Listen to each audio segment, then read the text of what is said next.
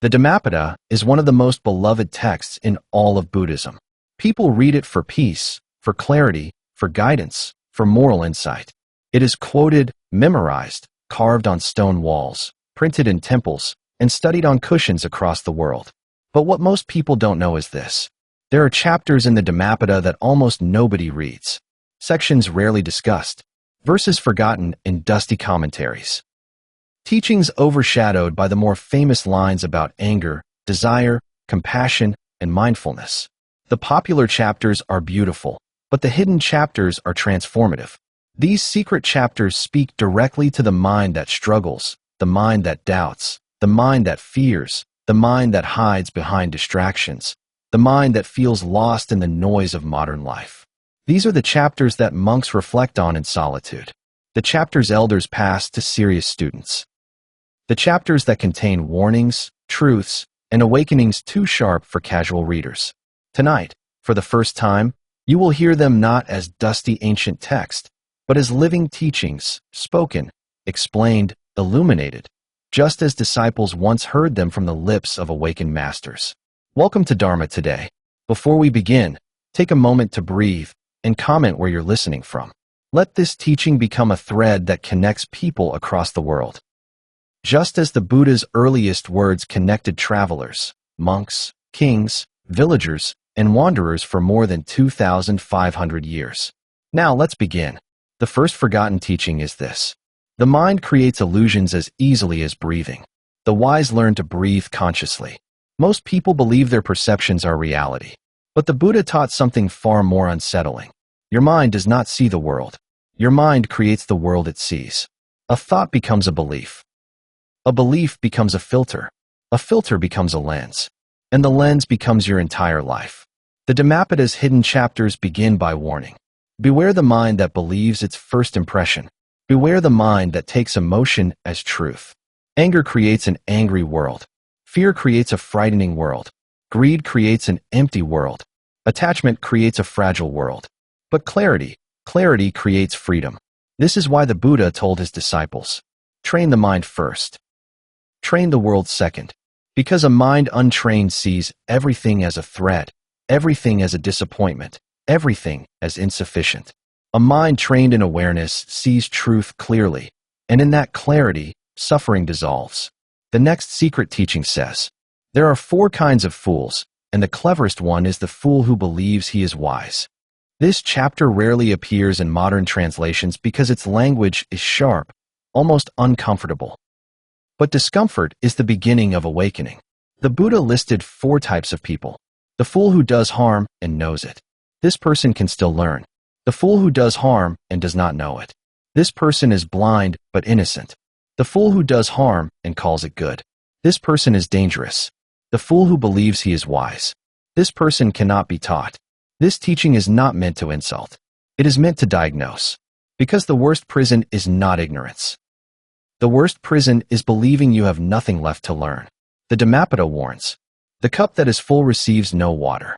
The heart that is full receives no wisdom. This is why humility is not weakness. Humility is the doorway through which wisdom enters. A monk once asked the Buddha, Master, what is the difference between the wise and the unwise? The Buddha replied, the wise keep learning what the unwise think they already know. The next hidden teaching is one of the most powerful. Do not trust the mind when it is hungry. Do not trust the mind when it is afraid. Do not trust the mind when it is angry. Do not trust the mind when it wants. Modern psychology would call this emotional reactivity, but the Buddha described it centuries before any science existed. The Dhammapada explains, a mind shaken by emotion is like a torch in the wind. It cannot illuminate anything clearly. When the mind is hungry, it exaggerates desires. When the mind is afraid, it invents dangers. When the mind is angry, it creates enemies out of shadows. When the mind is craving, it convinces you that only one thing can make you whole. But the Buddha tells us, do not obey the mind in these moments. Observe it. Observation is liberation. Obedience is suffering. When you watch the mind without reacting, you break its illusions. The fire cools. The storm calms. The mind returns to truth. Now we come to a teaching even monks rarely discuss out loud.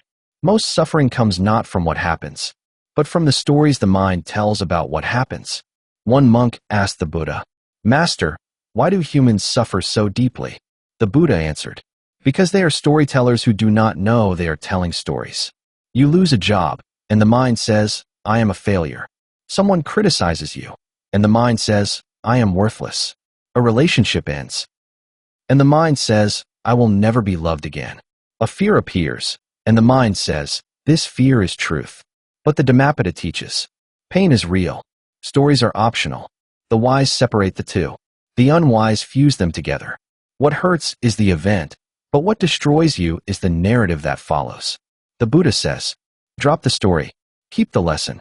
This single teaching has freed countless minds across centuries. And now we reach the final teaching of part 1. A teaching whispered in monasteries, but rarely spoken to the public. The greatest danger is not losing yourself. The greatest danger is never discovering who you are beneath your thoughts. You are not your fears. You are not your desires. You are not your memories. You are not your sadness. You are not your ambitions. You are not your past or your mistakes. You are the awareness watching all of these arise and fall. The Dhammapada says, the mind is a stage. You are the one who sees. When you understand this, even a little, the world changes instantly. Your fears become smaller. Your cravings become lighter. Your stress loses its teeth. Your identity becomes flexible instead of rigid. Your mind becomes spacious instead of crowded. This is the beginning of freedom. And this is just the start. Part 2. The deeper warnings of the Buddha. The second secret section of the Dhammapada begins with a powerful observation. The mind that is not trained will create enemies where there are none. A monk once asked the Buddha, "Master, why do some people see conflict everywhere? Why do they feel attacked even when no one is attacking?" The Buddha answered, "Because the untrained mind does not see the world. It sees its own fear reflected in everything." The Dhammapada warns that the mind, when clouded, behaves like a distorted mirror. It takes a passing comment and turns it into an insult. It takes an uncertain future and turns it into a disaster. It takes a small mistake and turns it into personal failure. It takes a moment of silence and turns it into rejection. And the Buddha teaches, do not believe the mind when it feels threatened. Instead, calm the mind. Then see again. A mind at peace interprets the world in peace. A mind in fear interprets the world in fear. The world does not change, the lens does. The next hidden teaching is found in a commentary scroll almost never translated. A wise person conquers anger before anger conquers them. People often believe anger is justified, that it makes them powerful, that it helps them defend themselves. The Buddha teaches the opposite. Anger makes the strong appear weak, and the weak appear strong. Because anger burns the one who holds it first. The Dhammapada's secret verses say, holding anger is like holding fire expecting it to burn another. But anger burns only you. It destroys your clarity. It weakens your judgment. It poisons your happiness. One disciple asked the Buddha, "Master, what should I do when I feel anger?" And the Buddha replied, step back into the breath before you step into the emotion. This is the forgotten method. Breathe first. Understand second. Respond last. This is how anger loses its power. This is how wisdom takes its place. The next hidden teaching speaks about desire. Desire is not wrong, but desire believed blindly becomes a chain. People misunderstand Buddhism, thinking it rejects all desire. But the Dhammapada clarifies, the problem is not desire. The problem is the belief that desire must be obeyed. The Buddha taught that desire has 3 forms. The desire of craving. I must have this or I cannot be happy. The desire of fear. If I lose this, I will be ruined. The desire of distraction. I need this to escape myself. None of these desires bring freedom, because each one places conditions on your peace. The Buddha teaches, let desire be wind, not chain. Let it pass through you, not bind you. This is one of the most liberating hidden verses. Desire is not an enemy. It is simply weather in the mind. Storms pass. Skies clear. Clinging is optional. The next secret teaching is sharp and direct. A person who surrounds themselves with fools becomes a fool. Just as a pot placed near poison becomes poisoned. The Buddha warned against careless friendships. Not because people are bad, but because you absorb the states of mind around you. If you walk with the anxious, you become anxious. If you walk with the angry, you become angry. If you walk with the greedy, you become greedy. If you walk with the lost, you become lost. But if you walk with the wise, you grow in wisdom. If you walk with the calm, you become calm. If you walk with the compassionate, you become compassionate. The Dhammapada teaches, choose your company carefully. The mind becomes what it surrounds itself with. It is not isolation the Buddha teaches, but discernment. Now comes one of the deepest hidden teachings, rarely read, rarely taught. The greatest victory is mastery over one's own reactions. Most people think victory means defeating others, winning arguments, proving themselves right, or achieving external success.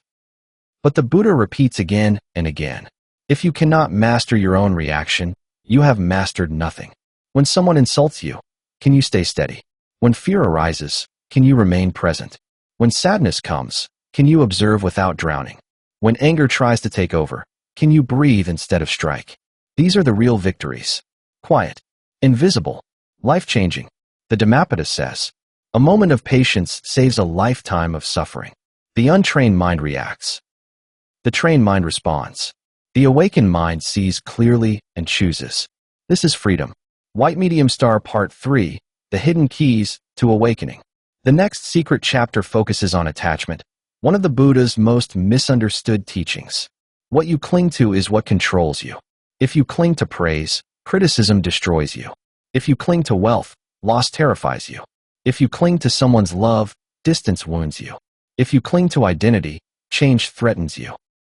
If you cling to your beliefs, truth scares you. Attachment makes the world heavy. Attachment makes the heart fragile. Attachment makes the mind unstable. But the Buddha teaches, do not give up what you love. Give up the belief that your happiness depends on it. This is the secret difference. This is real freedom. The next secret teaching explains the mind's most dangerous habit. The mind seeks pleasure to escape itself. The Buddha warned, pleasure is sweet. But the craving for pleasure is a trap. Pleasure is not wrong. It becomes harmful only when used to hide from suffering. People use food, entertainment, relationships, ambition, status, or constant activity to avoid facing themselves. But suffering avoided is suffering multiplied. The Buddha says, sit with yourself. The truth you fear is the truth that frees you. This is why monks spend hours in silence. They are not avoiding life. They are training for it. The next secret section reveals a profound truth about identity. The self you defend is an illusion. The awareness behind it is real. You defend your ego because you believe it is you. But the Buddha points deeper. The ego is a mask, a collection of stories, a bundle of habits, a repeating pattern of past experiences. You are not the mask. You are the one who sees the mask. The Dhammapada teaches, when the illusion of self fades, peace appears naturally. Not because you gain something new, but because what blocked the truth disappears.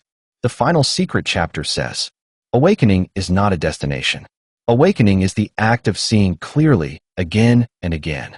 Not once, not on a mountain, not on a retreat, not in a single moment of bliss, but every day, seeing your anger, seeing your fear, seeing your desire, seeing your habits, seeing your illusions, seeing your reactions, and choosing differently. Awakening is continuous clarity, continuous honesty, continuous presence. The Dhammapada says, the awakened do not rise above the world. They rise above confusion about the world. This is the true path. White Medium Star Conclusion, the lost light of the Buddha's words. The secret chapters of the Dhammapada were not hidden to keep people away from truth. They were simply too sharp, too direct, too transformative for casual readers. But you are not a casual reader. You came here seeking depth. You came here seeking understanding. You came here seeking truth.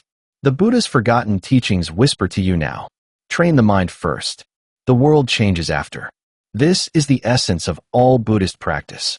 Awareness, clarity, presence, freedom. You carry these teachings with you now.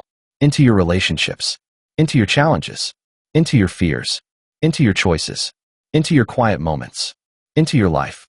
Remember the 6 jewels of the secret Dhammapada. The mind creates illusions. See clearly.